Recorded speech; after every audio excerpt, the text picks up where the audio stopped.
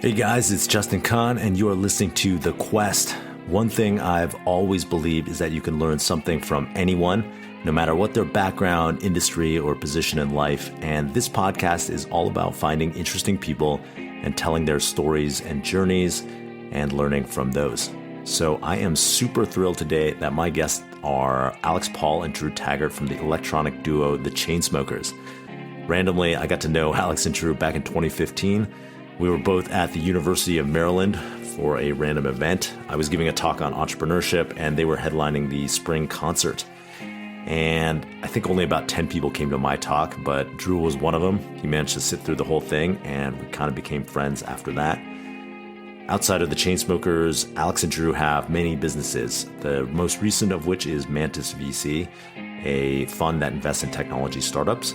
What I really love about Alex and Drew is that they are some of the hardest working people I know, and they're always looking to learn from people around them. Many people in tech are skeptical when they see celebrities coming into the industry and investing, but these guys actually love talking about what makes a good investment and good founders, and they're constantly asking me for feedback on their ideas. In our conversation, we talked about the jobs they worked at when they were young, starting off as the Chainsmokers, the early hustle and drive to create a career in music, their infamous breakout song, Selfie, the ups and downs of their career from seeing 50,000 people rock out to their song at Lollapalooza to having a widely panned VMA performance, their social media vacation this year, and of course their new fund, Mantis. I really love the candor and energy they brought to the conversation and hope you guys enjoy it. And now here are Alex Pall and Drew Taggart. All right, so let's just dive in. Like, tell me, I want to start with the origin story because I feel like that's always gives people context for where you guys came from. One of the things I wanted to call out that I absolutely love, was I'd always watch your guys' Snapchat. This might have been a couple of years ago, and every time, Alex, you're about to get on a private jet, you would scream at the camera like, "I used to work at a hardware store," or whatever. Or there's all sorts of different ones. So tell me where you guys came from and like what kind of shitty jobs you had before you were professional musicians. Yeah, so I mean, I'm lucky in the sense that like my mom was very much like, go out, you got to work as soon as you can work, and that's usually like, I think you could get a work permit at like age 12 or something. It might have changed now. So I don't know what the deal is. I mean, and by work permit, I mean like summer job, just something when you have free time to know what it's like to like earn a living to a certain degree. Obviously, as a 12-year-old, it's not really the truth. But I remember my first job was a pet store. I cleaned up the shit in this like weird pet store in my town. And that lasted for like probably 6 weeks, I'd say. And every summer it changed. Like one summer it was that. The next summer I was a busboy. Then I was a tree man. So I would like come to people's properties, cut down the tree. That was actually pretty sick. Like the hours sucked, but like you got to use chainsaws and wood chippers and like cool shit like that. And then I worked in the warehouse of an auto parts store. That really sucked. That was like stacking batteries and like car parts and shit like that and doing deliveries. Also, what else I do? I interned in like a bunch of different art galleries. So I had like plenty of like those. I was a caddy for like 2 years. Caddy is great money, but like you just feel like you're just like, I don't know. You just feel like you're getting disrespected the whole time, kind of in some weird way.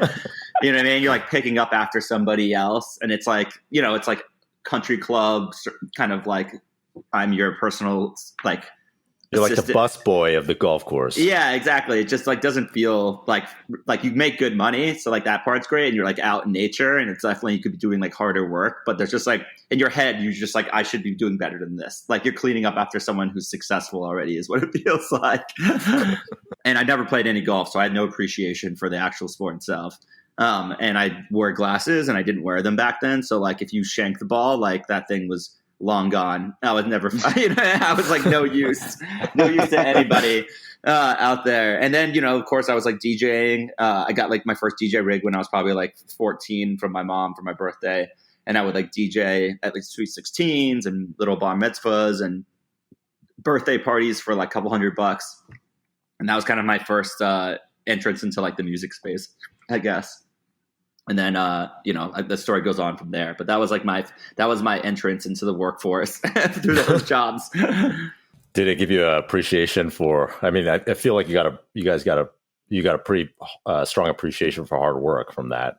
Yeah, I think I think it's important. Like, I definitely, when I hopefully have kids one day, I think it's important to go out and know, what it takes to earn a dollar. It's really fulfilling. You know what I mean? Because like, you, as a kid, you get money from your parents, and it's like, it's like charity, basically. It's like, I'm your parent, so like, here's $20, but like, you don't know when you're going to get it again. Like all those things. And when you go out and make your like, $50 or $60, you're like, all right, sweet. Like, this is my money. I know what I'm getting, and I'm like earning it. And then I know how hard it was to get that. So you have like a new appreciation for how you spend it also.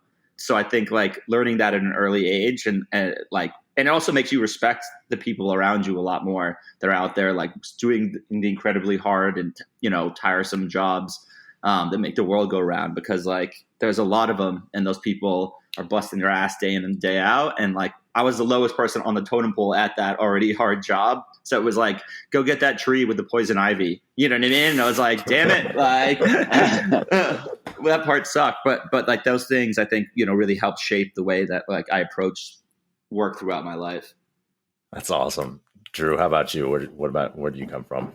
Yeah, I mean, I grew up in Maine, but I had a similar upbringing. And I was just thinking about, like, I feel like also, I had the same situation where my parents made me, like, they never gave me money for anything ever. But they always provided opportunities for me to work for money. And I feel like every friend that I'm like close with now also had that same upbringing. Like, it's like a common thing that happened in our childhood, but like fundamentally, I like can't have, I have this like a lack of like having something in common with somebody if they didn't, if they weren't raised that way. The closest people to me were raised in that same thing. And I was always really, ambitious as like a 12-year-old. I wanted to start a business, and my first real job was probably when I was 15, which is the earliest I could work.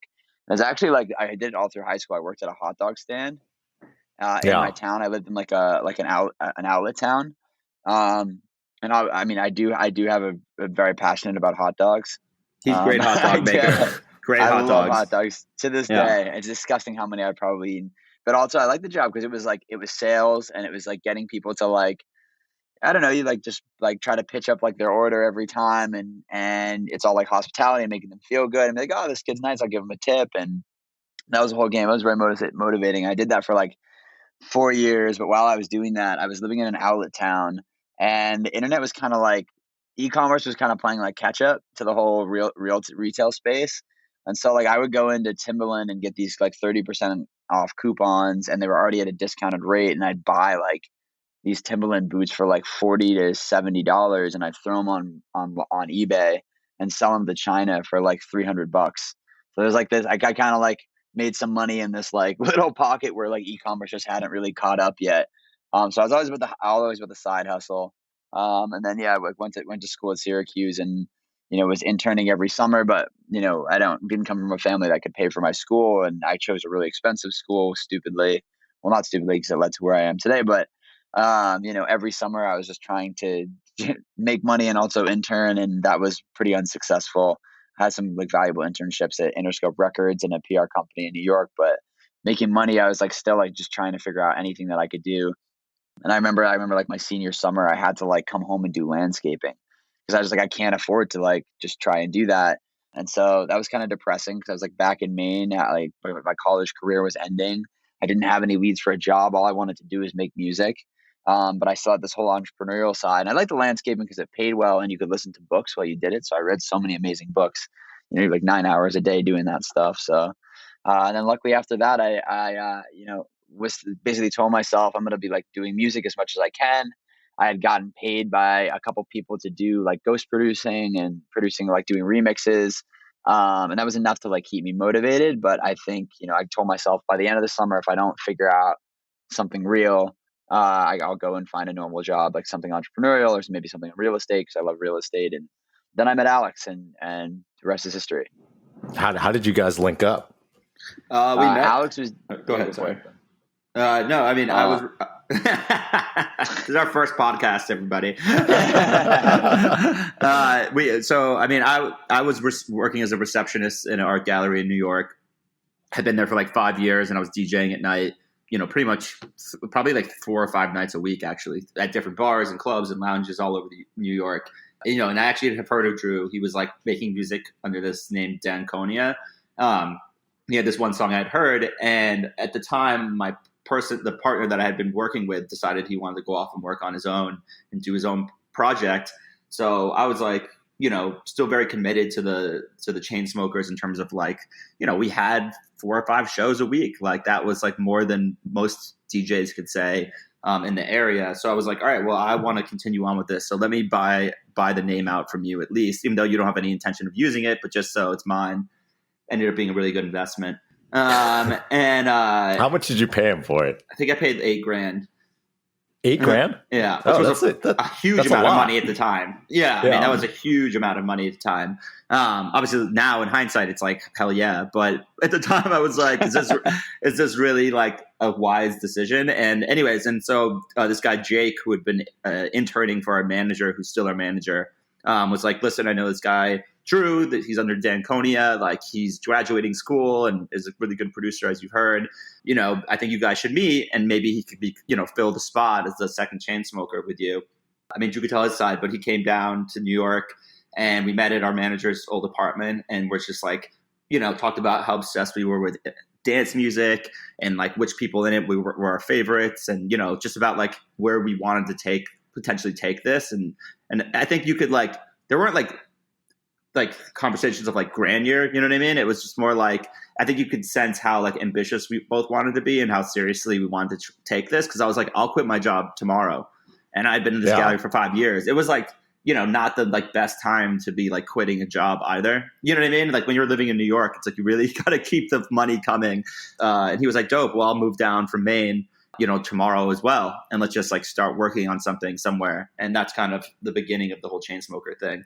But I think like every entrepreneur or artist or anyone that's trying to build something like that, what we did then is like an essential thing. You have to put yourself in like a life or death situation, or like, I'm risking it all. I'm quitting my job. I'm moving to a city where I don't really know anybody and I don't have enough money to live here, because you approach the workday like more tenacious than anyone, because you're like, I need to survive or this, I'm fucked. Yeah, it really reminds me of starting a startup where when we moved to start Justin TV, which is a really stupid idea, wearing a camera around, we just decided we would move to San Francisco, a city we didn't know anyone at, and we didn't have any other jobs. We all lived in one apartment. We were just like, we're do or die on this idea. You have to be.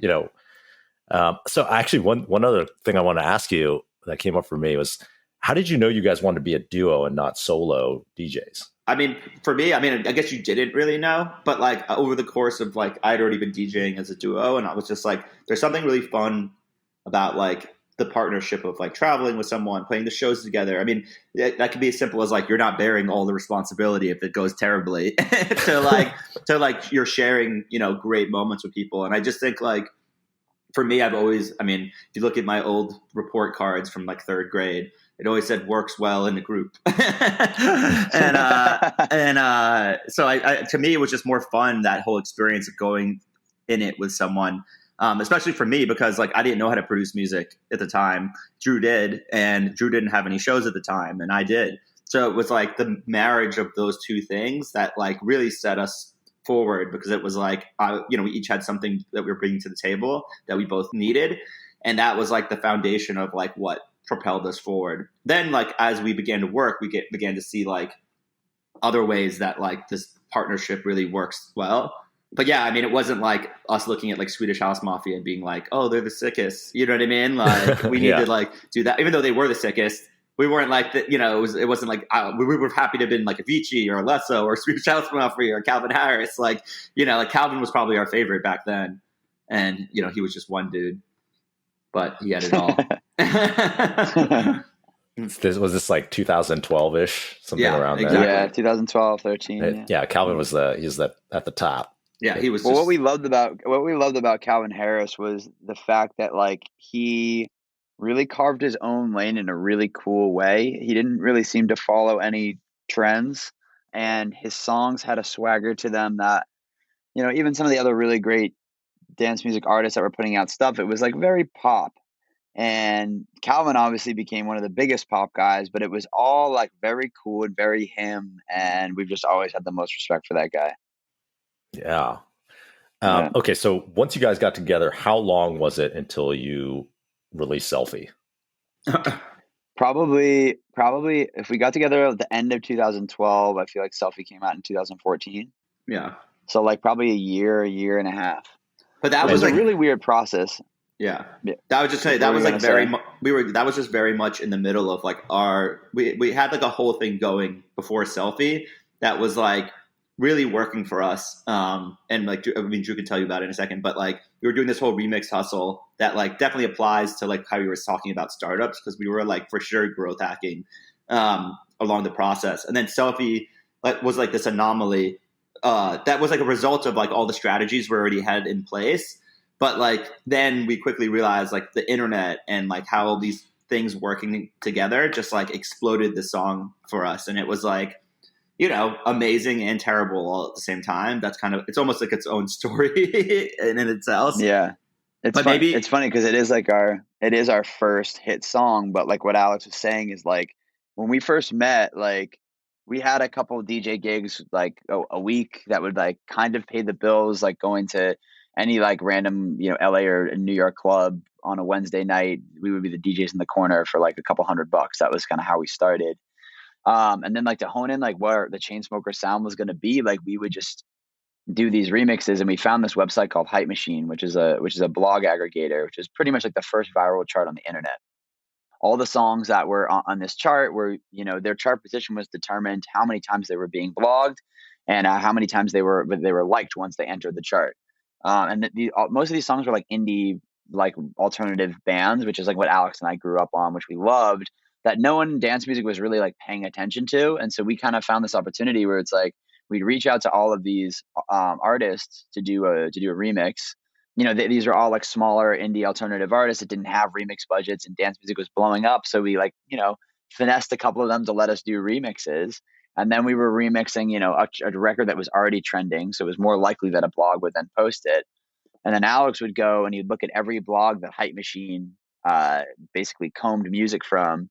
We made an entire this huge Excel spreadsheet of like 500 college kids, and he would send every time we had a remix ready, he'd send the most hysterical, personalized promotional email that was literally individually directed to every single one of those writers. I'm kidding you not. It's like 300 to 500 emails a week. yeah. It was Yeah, insane. Gmail would shut us down. Like I would have to space it out after over like a 48 to 72 hour period, because like, you know, I think you could send a maximum of like 250 emails back in the day, at least from a personal account. I love how you know the exact number. Yeah, I mean, it was a nightmare because, like, I mean, the first time I discovered that this problem was like a huge deal, because it was like, wait, what do you mean? Like, I can't promote our song? You know what I mean? It was like we had, you know, all this tremendous momentum, and it was like Gmail just being like, you've sent too many emails, you know? And it was like, wait, how long is this going to last? Yeah, exactly. So we basically through this whole process, we you know, built a really good small brand on the internet. We were always remixing really cool songs. We were adding our like Chainsmokers flavor, which eventually we started to have a sound. You know, these blogs loved us because of like with people we were remixing, and the remixes were good, and these emails were funny. And within 6 months, I think Alex had built a better promotional platform than most labels probably had. We had like direct contact to every blog, and we not only could we control, like ask them to get them to post our stuff, but we could like control when they would post them to benefit like our chart position the best on Hype Machine. And that was kind of our first thing. I mean, that took us out of like New York City. We were playing at a couple colleges, doing the opening slots at a couple festivals around the U.S. You know, our fee went from like $400 to like $1,000 or $1,500, which is, you know, a big thing for us in the beginning. And you know, that was a really exciting period. And then we eventually like parlayed that into getting our first show at Live in Miami. And that was like a huge deal. Like every person that we wanted to be like had played at Live. You know, it was just a legendary place. So Alex and I had this idea where you're like, all right, so we got the blogs on lock. They'll write anything. They're like anything we give them, we'll post. I was like, we should do a parody song. And there was this big song called Eat, Sleep, Rave, Repeat. That was, which by Fatboy Slim, I believe. That was like kind of popping off and it was like relevant in dance music culture at the time. Cool song. kind of this guy going on a rant. He's definitely on Molly. Just talking about being high, classic, being high in a club conversation. And we're like, we should make a version of like, you know, what it's like to be drunk in a New York City club. So we had all these like funny lines that you'd hear people say in the club, and we had one of our friends, Alexis, come over and just say all of these lines, and then I chopped them up and kind of made it this like long like drunk person rant in the club. And this is right when like selfies were just becoming a thing, and so we ended up calling it like the kind of hook was, but first let me take a selfie, and we kind of like made it just to kind of take the piss out of dance music. You know, there's this genre called Melbourne Bounce, which was like very prominent at the time, which didn't sound like any of our remixes or whatever, but we're like, this will kind of be a fun parody thing. And then we'll post it and we'll call it the Live Miami edit, and all these blogs will post it and people come to our show. This is our whole plan at the time. So we post it. I don't really know if it had an impact on our show at Live, but the song went absolutely viral. And everyone was like, this is hysterical. And we're like, okay, wait, what do we do now? We have the song that's going viral. That doesn't sound like anything like we've done before, and is not at all what we want to do. And all this crazy stuff were happening too, because like we noticed that like the song had like, you know, close to, if not over 1 million SoundCloud plays for us, which was like very high on the spectrum, but like it would happen much quicker. So we're like, whoa, this is crazy. Like maybe we should get this signed to like one of the big DJ artist labels. And like we ended up meeting this guy, Oliver Luckett, who worked for this group, The Audience, who was like, I guess like I want to say he was like definitely a Silicon Valley player, but like he was very much like ahead of the social media curve as a business. Yeah. You know, like the back end of analytics and who are your fans and how do you reach them? And he had already been working with Steve a lot. So he was like, let me introduce, you know, we had took a meeting with him and he was like, I love this song. Let's like, you know, we already had a concept of like just hitting up all of our friends and making a music video with them where they put their faces, you know, just like everyone's in it for like 1 second. And I was literally like texting just everybody in my phone being like, hey, can you send me a selfie? Like, hey, can you send me a selfie of yourself? And, you know, we tried to get like more influential people to do it. But like we were just, you know, we were pretty limited in terms of who we can get. But this, you know, group, The Audience, was like, we can reach out to a bunch of people like David Hasselhoff and whatever. And we were like, sick, whatever. And our friend Craig, who actually lives with me still, was like, I'll make the video for you. He was doing all of our video work. God bless his soul. He's like a great ideas guy, but when it comes to like the execution of things, you know, I don't blame him. This is a long time ago. He was in way over his head. And, you know, and then Steve Aoki's like, I love this. I want to sign with the Dim Mak. And then we're going through like this whole first, like often an unintentional song, all of the like things that like you like overnight just like exploding. Like Steve Aoki is like one of our, you know, idols. Like now we get to work with him and he's like coming over to meet us to do like our own selfie for the video and all this crazy dumb shit that like really isn't representative of anything musically that we wanted to do. But we're like, all right, let's just like ride this wave and see what happens.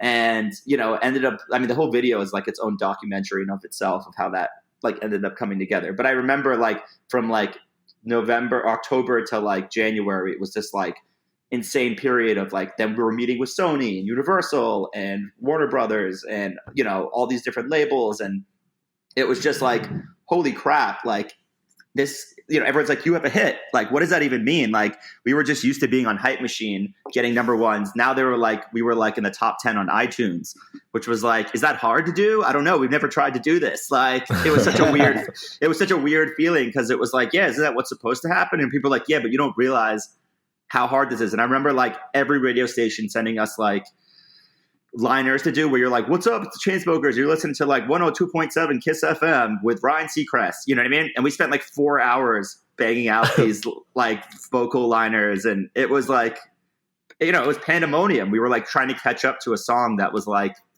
way ahead of like even who we were. People didn't even know who the Chainsmokers were. They just heard this song.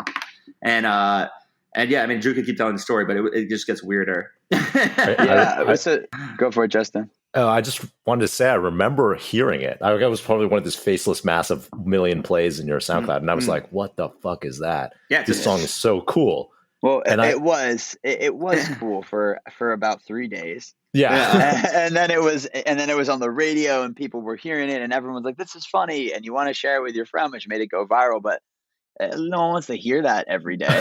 You know, maybe blast it on a party for that one fun, stupid moment, but So here we are in this really weird position where like, damn, like we just embraced this random song that is not at all what we want to do, but maybe it can be like a lighthouse and like pull people in, and then we can just start doing whatever we want. This song obviously got bigger than the Chainsmokers at the time. We kind of were left in this like confusing position. I remember when we signed to Republic, what we really wanted is that we asked Monty Littman, who's still a good friend of ours, hey, if we signed you, can you introduce us to Rick Rubin, who's obviously a legendary producer? And he was just like, sure. And we went to Rick Rubin's house in Malibu, and we were, so stoked to meet him. He was still is such a hero of ours. And I remember we were sitting out on his his deck, like overlooking the ocean, and he's laying on this ottoman in front of us, and he's like, we're like, so we're basically telling him our story, and he goes, and we're basically, now we have this song, it's so big, but it isn't really who we want to be. And we played him some of the records that we were working on that were Chainsmokers, and he was like, you know what, my advice is just start over.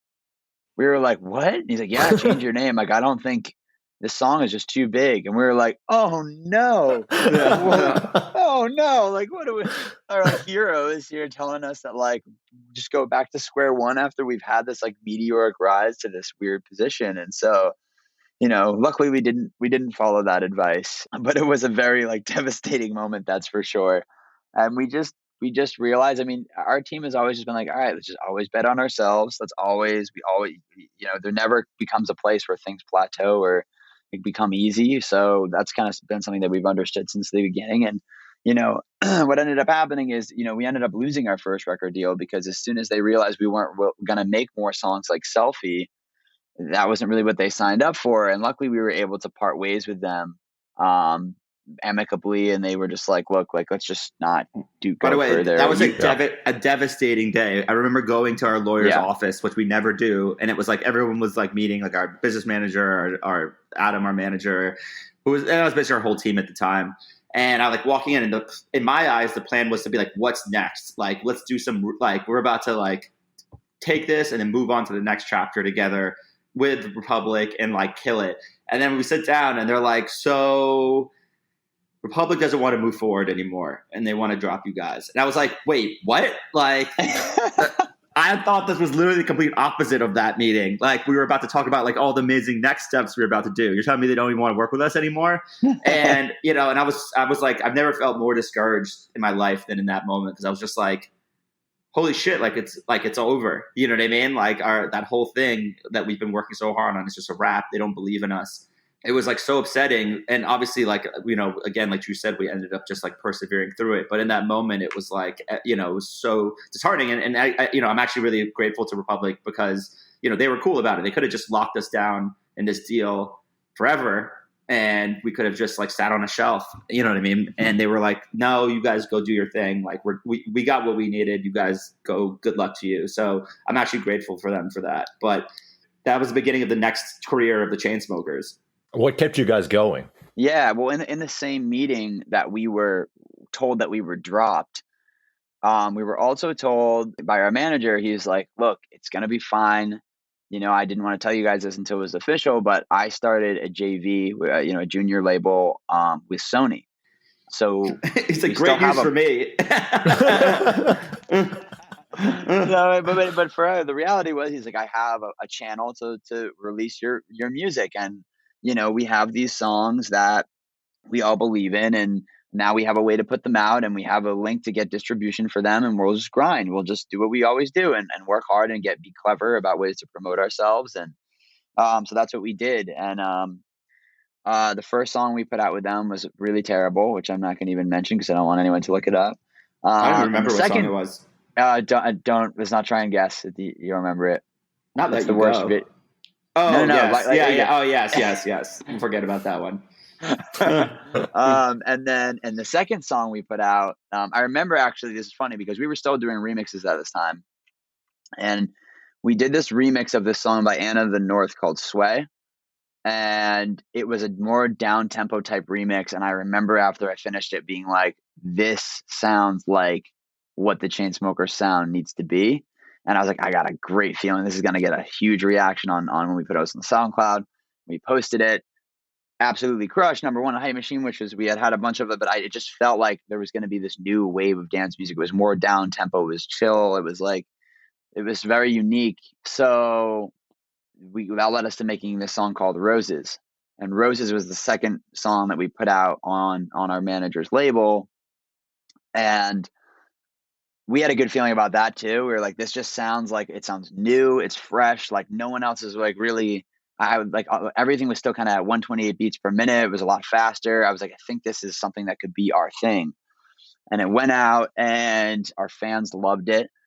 And people started playing it. We had enough. This is like close enough between, the whole Selfie thing. This is probably like a year after Selfie, to be honest. Like it really did happen pretty quickly. And we got a lot of shows off of Selfie too, though. Like we were like fully touring around the world. Like we got shows in Asia. We had played Tomorrowland on Steve Aoki's stage. Granted, we were like definitely the joke of the community. Like you could feel it. It was like, you know what I mean? Like you go to we're here, just not on good terms. Yeah, like literally. Remember at Tomorrowland stage? It's like, oh, you're the Selfie guys. You know what I mean? And it was like, damn it, like I don't want to be that. Like that was such shit. You know what I mean? That was like what. And we had all these great remixes, and like a cult following. But like generally, that was the song that people really like knew, and that sucked. So like we had like become this touring act. But like you could feel within that like 1 year, it's like the peak of it, and then like how high you can get, but like it wasn't even close to as high as you need to be a real musician, touring act. Yeah, so we had by probably a year later, it's good that you point out that at Alex, because like there was like a full touring crew. We made a bunch of money like for the first time, and like it was a thing, and it was like I'm sure most people were like, all right, like once the Selfie thing dies down, that'll be that. And then we put out the song Roses, and it was really doing well. It was very well received by the dance music community. It was really well received by our fans. You could feel that it was starting to be a very relevant song at colleges and kind of had that buzz. And then so we did the good old try for radio. And I remember a lot of people not really believe the format of the song was so strange. It has a first verse that never happens again. And then it goes to a down hook, and then it has this drop that doesn't sound like anything. And then it goes back to the hook, and then has this weird outro. I remember people being like, this is a vibe for sure, but I don't really know how to make sense of the whole thing. And, we really kind of continued the mentality that we had when Alex was emailing 500 blogs a week, that then changed formats in let's tour and let's go around and go to every radio station and, be good partners with them and be like, hey, we have this song that's doing well, but like, we're also willing to do interviews with everybody at your station. We'll do meet and greets, whatever you want. And we grinded that song to like really get, people like invested in helping us. And that's like a part, like you said, like people see once it's there, but like that was our first real hit song. And it really took us going to do a show in San Francisco and having to doing three shows, and then driving to Oakland and like doing all like taking care of every radio station and making sure everyone was cool. And, that song, I think that probably peaked like top 5 at radio. And that like it was like moderately successful in terms of like popular music. Like I remember like we had our bus tour, this Memories Do Not Open bus tour, and we were like every night we'd go to bed and the song would like be like number 3 on the iTunes dance charts, and we were like, holy shit, you know what I mean, this is so massive. But like if you flip over to like the overall chart, that's like number 60 or like something, you know what I mean? But like all we wanted to do was like get to Calvin Harris, who was like number 1, and then eventually we ended up getting the number 1 spot on the dance iTunes chart, but like peaking at like number like 15 on the overall iTunes chart. You know what I mean? So it's still like that was like our first like realization of like how hard it is to like really make something. Get to But along the way on this like Memories Zone Open tour, or not, sorry, it wasn't Memories Zone. It was our Friend Zone tour. And it was like it was our first bus tour, but like the song was like every show we played it at, it was like the moment, you know what I mean? Like I remember playing it at Lollapalooza, and that was like our first like, oh, this is sick. Like we're known for something that we're really proud of, and everyone's loving it. And like, yeah, well, the Lollapalooza story you should tell, because that was kind of when everyone asked us like, what's the moment that you guys felt like you made it? Was like we got this like early festival slot at Lollapalooza. Roses was out, but we went to Europe, and touring in Europe in the beginning was like really painful because like you've kind of made it to that like 1,000, 1,500 person room in the US and you've been grinding, and then you go to Europe and either you're playing at a club where no one knows who you are, or you're playing a 300 cap room and it's not making any money. It's a huge setback. So we were on like a 3-week tour of that in the summer, and we had gotten this, and then we flew back to the US to play this festival called Veld in Toronto, which I remember being really fun. But the next day we were playing Lollapalooza, and we had this like early set time on the Perry stage, which is like the dance stage. And that year, I feel like they had made it way bigger, which we also didn't realize. Yeah. And there was so Lollapalooza is notorious for having like massive hurricanes hit, and like on one of the days they get almost rained out, just like Chicago in late August. That's what happens. And so sure enough, there was like a huge hurricane, and it looked like our set was going to get canceled. But what ended up happening is our like 2:30, 3 p.m. slot ended up becoming like a 6:30 slot, so like a sunset slot.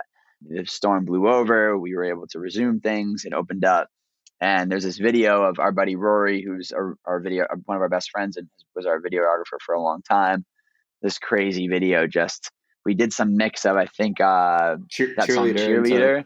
Yeah, Cheerleader, and we mixed it into Roses, and just when it goes ba ba ba da ba ba ba da, like it was like we had like 50,000 people. It was the biggest crowd we'd ever played for at that time, just massively erupted. And you can hear, and but you can just see us up there just looking at each other like, holy shit, like we did something that's like really fucking, this is something. And you can hear Rory being like, oh my fucking God! And the camera in his hand. And that was like a really huge moment of like, this is our sound, this is our song. And that was kind of the foundation that like we built the Chainsmokers that everyone knows today off of. And so after that, I think I watched that video actually. Because we posted it we posted it like 100 times. Yeah. So you kind of defined this new sound and really changed the course of dance music in a way, because you kind of there've been a lot of people who've come after you with something similar. Like, were you just continuing that trend of, you had like a formula at work and you just kind of started cranking that for the next couple of years? I think what we learned with Roses is like, holy shit, there are no rules. This is such a strange type of, it's kind of pop. It's got hit like 808 drums. And then it has this like cool, like synth type of drop that doesn't really sound like, right? You can't really place it. And I think that was like, let's keep writing like disruptive songs. This is kind of funny. The story that gets into our next song. I started dating this girl, and she, her and her best friend like loved trap music, and like trap was like becoming like a thing for the first time. And it wasn't really like in our genre or wasn't like the biggest festival genre yet, but it was definitely building and becoming like a huge thing. I remember them being huge fans of this group Yellow Claw, which I love Yellow Claw. They're awesome. But I remember thinking like my competitive nature, like I can make a trap record, and I made this trap beat to impress her and just show her that I could do it. And I remember then I had made it, and I thought it was really cool. I can't remember what I was probably trying to emulate, but then we met this girl, Emily Warren, who has become a best friend of ours as well. And I remember her and this guy, Scott Harris, another amazing songwriter, came over to my apartment in New York City, and I played them this beat, and we sat there and just like went in on it for 2 hours.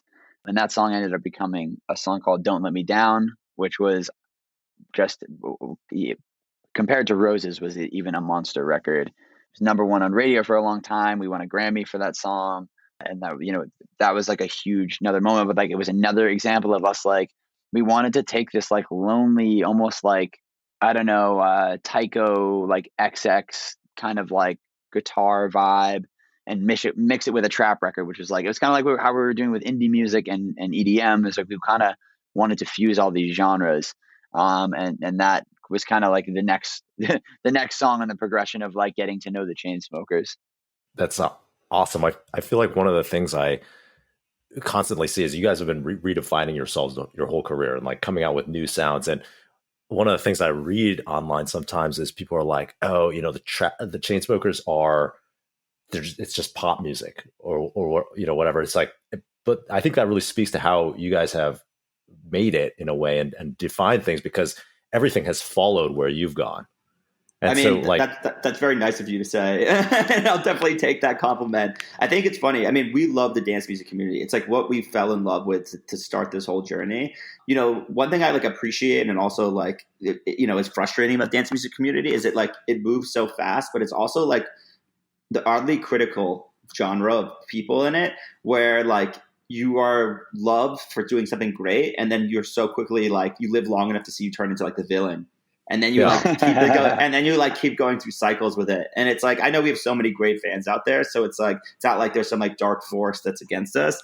But it's like interesting because it's like with success in dance music, it's almost like it means like it's like anti-genre in some weird way. Yeah. You know what I mean? And that like has obviously led us to like this weird crossroads of being like they're not, like the Grammys don't even consider us dance music. Like they don't put us in the dance music category anymore, which is really frustrating because we are in every other award show and mention, whether musically, it's like we're DJs, dance music artists, so I don't really know where that like leaves us off. We don't try not to like think about that stuff, anymore when we're making music. It's just like, I think we've just learned so much from dance music in general and the artists in it. And that, that it's such a fun genre to be in because it's so international. And it's like, like if you can like connect the production, like from a feeling standpoint to like some amazing vocals, it's just like you get something from a song like that like so many other genres I feel like have a hard time doing in a positive way, you know what I mean? And it just makes it so appealing. But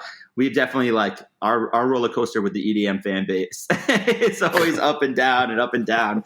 But I think people know that we always try to push ourselves with our music, and we're working on our next album right now, and it's like how trying to define what that new sound is, and for us, and that's really we're our biggest critics. We never really think like what do they want to hear from us. It's like what do we want to hear? So after you guys released Don't Let Me Down, were there any other, it seems from the outside that your career was kind of just a straight shot, like every song was bigger. I remember thinking to myself, like, they can't possibly put out like another song that's just as good as like the last one, or as big.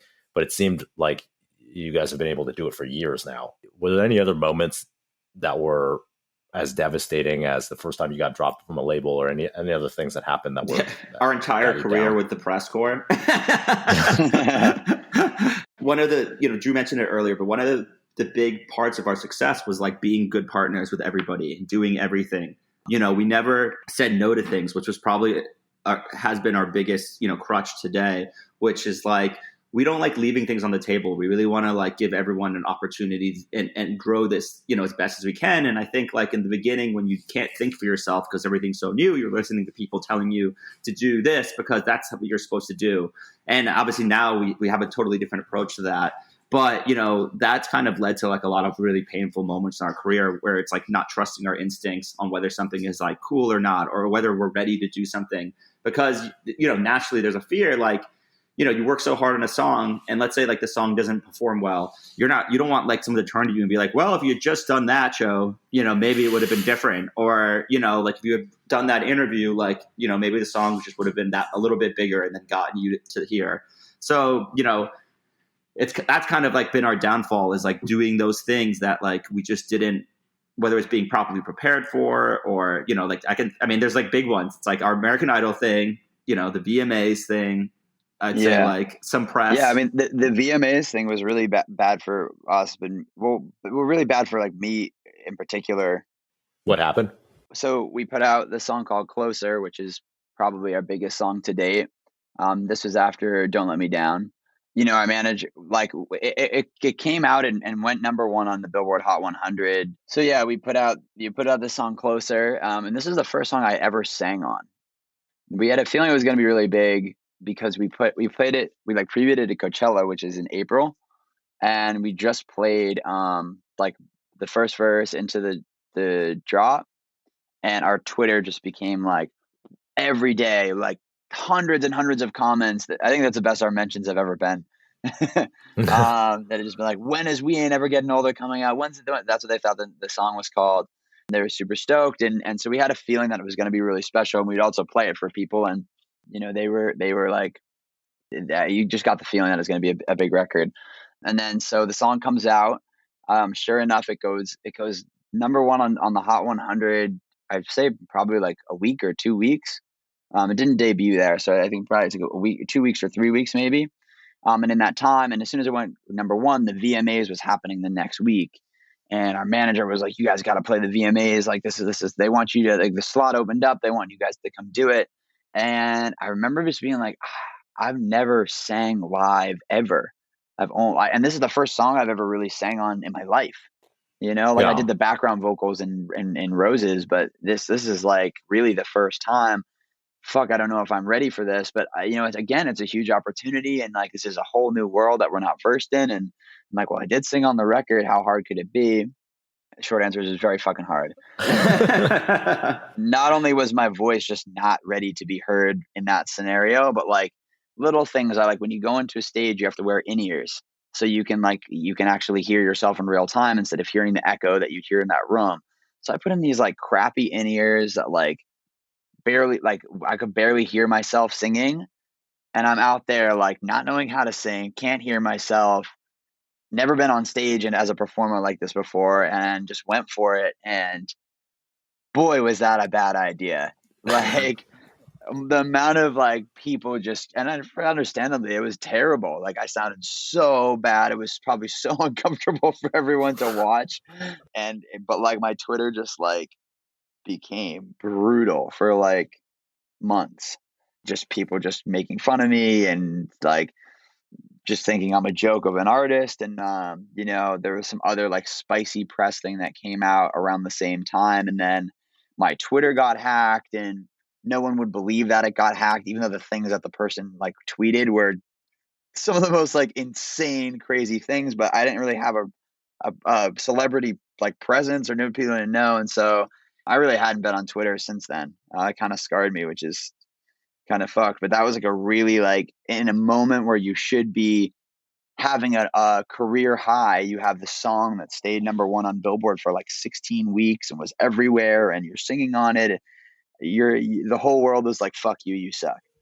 Yeah. And so that was like my first introduction to depression.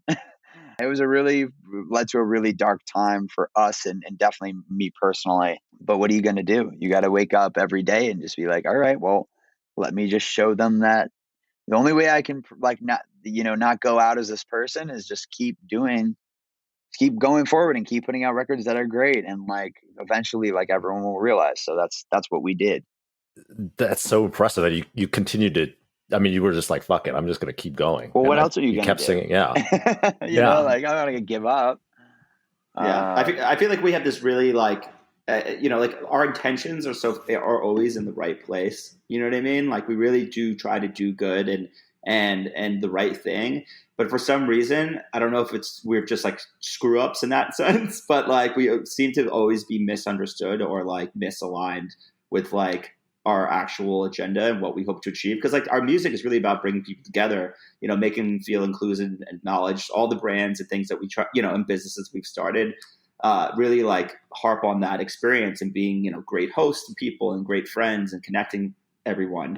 But yet like, there's like 7 or 8 moments throughout our career where like, that just doesn't feel like that's how the people, the world sees us. And that's like been one of our, I think it's made us a lot stronger because like, through those moments of adversity, you really get a good sense of like how tough you are and like how to push through the things that you never thought you'd have to deal with. Like I never thought I'd have to deal with some of the things we went through. You know what I mean? Like if you walk through like a school good hallway, or bad.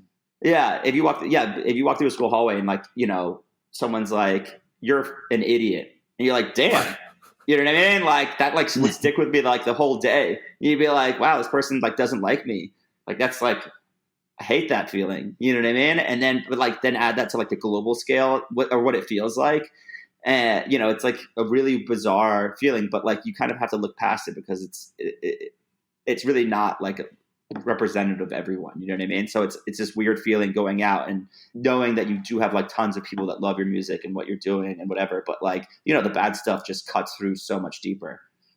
Like you'll read 100 praise comments and one will be like, this song is so unoriginal, like you guys used to be better. And then you're like, think about that all day. You know what I mean? Yeah. You're just like, so you have to let that, if you're going to survive, you have to let that part go and just really believe in what you're doing. and like just really like know who you are, what your intentions are, who we want to be in this world, and really be like, we're going to grind out and be that person. And at times you will be misunderstood, but we will persevere through that, and the truth will reveal itself. That touches on something I wanted to talk about, where, there is this element of social media that can be extremely toxic, where one angry, person can kind of skew the conversation. And you see that playing out all over the place. You guys are taking this social media vacation this year. Yeah. Is that part of it? Like, we had this really funny thing where we were like, we took the social media break because we wanted to reset. We wanted to like, it had nothing to do with COVID or anything. We this was like planned way before that. We wanted to like take a year off from it, work on music, just really like disappear, because we'd been present for like 8 years straight, dropping songs every couple of months, albums here, tours all over the place. And we were like, it would be good to give people and ourselves a little break, so that when we come forward, it's almost like hitting the reset button, except that now the whole world's hit the reset button, right. Which is crazy. But that was like our intention originally. And then obviously throughout the process, we were like, man, how lucky are we to be on a break right now, where like the world feels like it's going to shit. Everyone's getting canceled for doing this and that. And like, we just like get to live our lives, and we don't, it's not like we have to post and keep our fans. But for us, it was really nice mentally to take a break from social media and still like do really good things for society. Like, we donated a bunch of money to the ACLU. We donated to the Australian Wildfires Association. We got, I think it was like 50,000 masks for Las Vegas and New York hospitals. We just recently donated money to Beirut. And, doing these things actively behind the scenes, which felt like we were doing it for the right reasons. Because obviously, like, I feel like celebrities probably or public figures feel a pressure to like be like, look at this good deed I've done. You know what I mean? And it's like, are you doing it out of the goodness of your heart, or because people expect you, to do that? Because, you have a voice. So it's important that you do that. But it's just like an interesting, like, what's the balance? You know what I mean? Awesome. Have you guys been able to kind of delete it from your phone entirely and just like stay off, or are you still using it just as a consumer? I think like, we're both, we still like look at like Instagram and Twitter and that stuff, but like removing the pressure to like, I think what we were shooting for is like to take away the pressure of like having to come up with something to post that people want to see. That was like especially like when you're at an idle time where we are taking time to be away and, work on, a deeper artistic vision than we probably ever pursued before. I think just being dark it really lends itself to having the biggest impact of when we come back. You don't have to feel like you have to do something every day, or like take a photo. Right. Or like, why am I posting video? I mean, like, I don't see the point of like just like posting like a narcissistic fucking selfie because I like my hair looks good or whatever. You know what I mean? Like, I just wanted like to not think about having to post something that people are entertained by. I want my channels to be about the art that we make, Yeah. Okay. So one thing I wanted to ask you was, now that you guys are on top, you mentioned that you have a difficult time saying no to things. And now it seems like you're working on everything, right? You guys are doing music before quarantine. Obviously you're doing shows, touring, Vegas. You have a TV production company. Yeah. Tequila. Businesses, investing in tech companies. Like, how do you prioritize, or like, how do you think about where you want to go? I mean, everything that we do has got to be inherent to the concept of what we are as human beings and the Chainsmokers. As we've grown up through this process, you realize like when you do like sponsorships or endorsements of things that aren't really inherent to the values and things that you love, it's never going to like work out the way you want. And that's not to say it couldn't be successful, but it doesn't, it begins to feel like work, you know what I mean? And for us, whenever we ventured into different businesses or anything for that matter, we're always asking ourselves, like, is this really an extension of things that are already really important to us and things we're really interested in? Because then it's never going to feel like, oh man, we just did a 180 and now we're doing something, totally different that like I have to totally switch gears for. So like, TV and production, Drew and I are like love film and TV. We're always inspired by it and talking about it. It's like how we kind of like remove ourselves from the real world and like get lost in other people's characters. So that was like a really exciting thing that, we could score movies, we can create them ourselves and be a part of that. Super hard, by the way, like, like one of the hardest things ever. I never thought it was going to be easy by any means, but like when you're really in it, like you begin to have an even deeper appreciation for the things that are like successful and incredible. And then for tequila, it was like, I mean, it seems obvious why we would love tequila, but like what we really love about it is like it brings people together. We've created so many good memories around it. So we wanted to create a brand of tequila that like exemplifies that with, some great partners of ours. And, and for us, like, we already spend so much time in clubs and restaurants and doing that stuff. So it's such an easy way for us to use our already existing network to just help a brand grow and add value to it. And with VC, like you mentioned earlier, we consider, ourselves founders in a major way. And the way we approached how to become successful and grow within the business, it was very natural for us to feel like, investing in startups was a really exciting space because, you're joining this amazing conversation with another brilliant person that's hopefully going to like change the way that, business is done in the future, or creating a product that's, really exciting and fun. So, when we first made some money, we began, doing some angel investing, and it was very passive in the beginning because it was just like, is this a good idea? And then we would just watch it. But as we, move forward in our careers, it was like, wow, we had this like amazing network of friends and individuals that we can, learn so much from and also use them to help grow these other businesses. So we kind of decided to institutionalize it, and, it's been really fun and exciting, but it really just feels like an extension of things that we're already doing, which makes the work kind of fit right in like a puzzle to the world we've already created. One thing that I've been impressed with about you guys' investing is that you're seemingly always on it and willing to just work at it, in a way that I think I've seen other celebrities come in. They want to just have a fun and take tax on some money and maybe just invest in whatever comes to them. But you guys are like asking about ideas, and we're talking about businesses and texting about that. And you're really pursuing, like, seeing where you can get into and add value to companies. Where does that drive come from to work with entrepreneurs? I think we just have an extreme thirst for knowledge, and like with the whole startup world. I mean, not only are you making investments and trying to help build companies, but we're learning so much. I mean, granted, like, and that's what's amazing about it is I feel like we're getting into a club of kids that are going to define what the world looks like tomorrow. That's a very, very stimulating and motivating thing. And I think obviously our music career is the sun in our universe, but like, it's really fed by kind of occupying your mind with other things. I think that if we only did music, we'd overthink it, and and like you kind of need to like limit your time and open your mind and think about the world in a different way for half of your time. And I think that's like what's really like beneficial outside and outside of a building like a fund. Just kind of how it actually can coexist and actually help our music career and our creativity. So what kinds of things are you interested in investing in, and what kinds of entrepreneurs do you look for?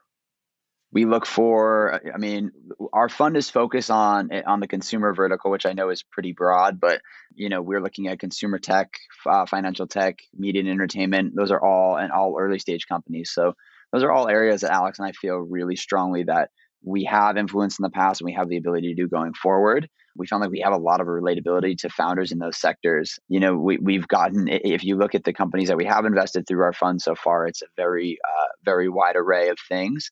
I think, we are opportunistic, even though that is what our focus is. But yeah, it's, we look for kids that are just as crazy as we are, that are like, they're in that life or death situation, that are so, I mean, when you're investing in companies as early as we are, obviously, as the founder is just as important as the idea. And, we have a really good, Alex and I were meeting 200 people a day on tour for the past 10 years. And we've been really lucky to meet so many brilliant people and people that are involved in this space and our space and others. And I feel like getting a read on people and their passion and their dedication to what they are doing is something that we're the best at, out of all of our skills. And so, yeah, that's kind of what we look for. Does this kid have the tenacity that we've felt before, that we've seen other successful people have? Are they putting themselves in a position that like it's this or they're totally fucked? And through conversations, you can suss that out pretty easily.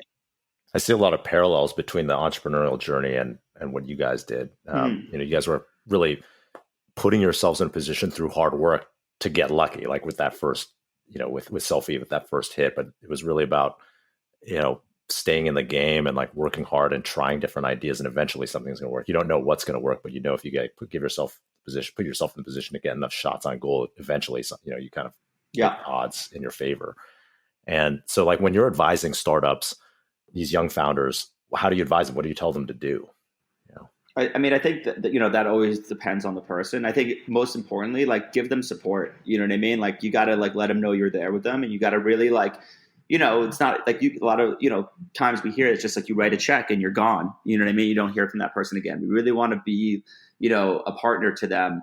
That could be like just personal advice. Who cares? You know what I mean? Like, I think for us, we never really had anyone pull us up and be there being like, you don't have to do that. Or like, this is the right thing to do. Or I was in a position like that and this is how it played out, and let me, learn. And I think we have a lot to offer like that.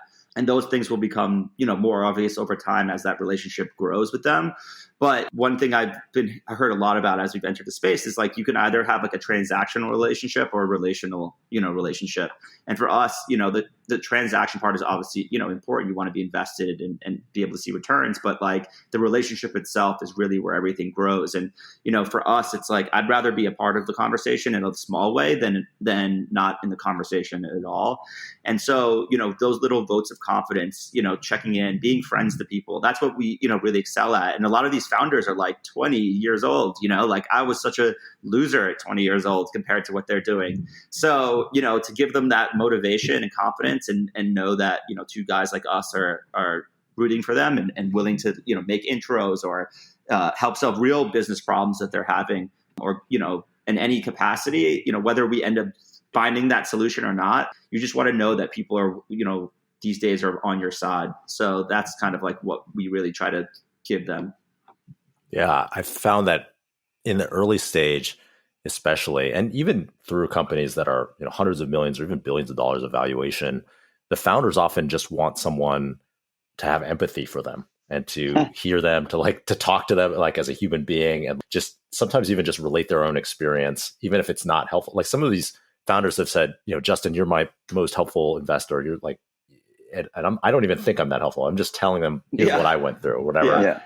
But just knowing that somebody went through a grind or struggle and persisted and came out on the other side can be super helpful in that moment. Of course. I mean, everyone's like trying to kill each other out here. You gotta like show some love and shit, and that those things make a big difference. Yeah, I think all the best investors that we've spoken to, which is conversations that we try to have as much as possible, is getting connected to other more established VCs and letting them know that we're part of the community and asking their advice and asking them to almost mentor us in certain ways has been kind of this phase that we're at right now. Because this seems to be a business that you never stop learning and you're always constantly humbled. And, some of the best investors that we've spoken to is just being open and sharing ideas and opening up your network. And we are, through what we built with the Chainsmokers, we have a very, very extensive network, not just in the music industry or entertainment, but, we met you before like Roses was, I think, a hit. Yeah. It was a hit. It had just come out or something, And it was 2015.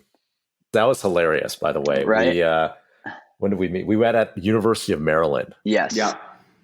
You guys were doing like their spring show or something like that. They're like, and what I remember most about that was they had a business talk, and then there was going to be the show. And of course, no student wanted to go to this business talk. So there was like 5 people showed up to my talk, but you came, Drew, and you like listened to the whole thing.